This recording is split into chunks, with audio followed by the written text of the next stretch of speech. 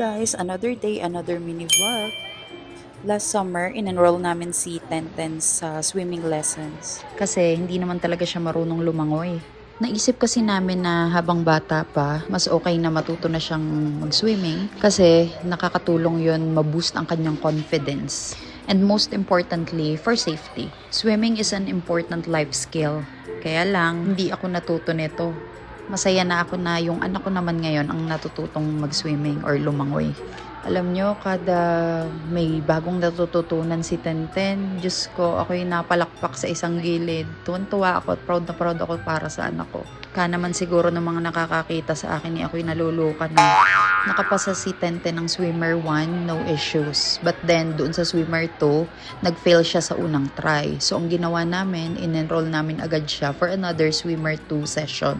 And yun, nakapasa naman na. Merong 10 sessions sa kada isang course. And every last day, on the 10th day, naglalaro na lang sila. Usually, pinasasakay nila yung mga bata dyan sa boat. And I think ito na yung pinakamasayang araw para sa mga bata. Sa isang class naman, meron lang 6 na students. So, natututukan talaga ng teacher yung bawat bata. Nung swimmer 1 si Tenten, meron lang siyang 30 minutes per session. But then, nung nag-swimmer 2 na, naging 45 minutes na. Napakagandang activity talaga nito para sa mga bata. Kasi bukod sa safety and confidence, natututo din silang magtiwala sa sarili nila, magdesisyon ng maayos, at pakikisama na rin.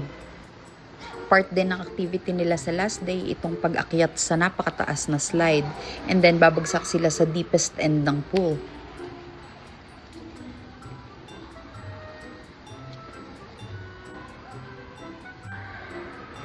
Nagsisigaw na naman yan. Sina-challenge niya daw ang sarili niyang maging pinakamaingay habang nababa ng pool.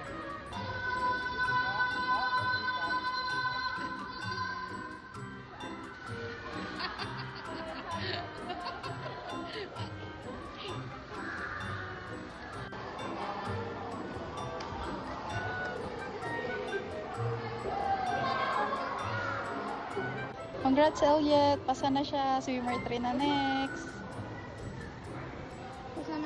Tuwang-tuwa talaga kami na nakapasa na siya for the second time dito sa swimmer 2 session. So anyway, inilibre namin siya ng pizza 73 to celebrate his accomplishment. Sabi nga nila, what gets rewarded gets repeated. Congratulations ulit anak. Nung pauwi kami, nadaanan pa ang McDo. Ayan, nagpa-drive-thru sa daddy niya. So anyway, pinagbigyan pa rin. Thank you for watching guys. Sa sunod ulit. Bye!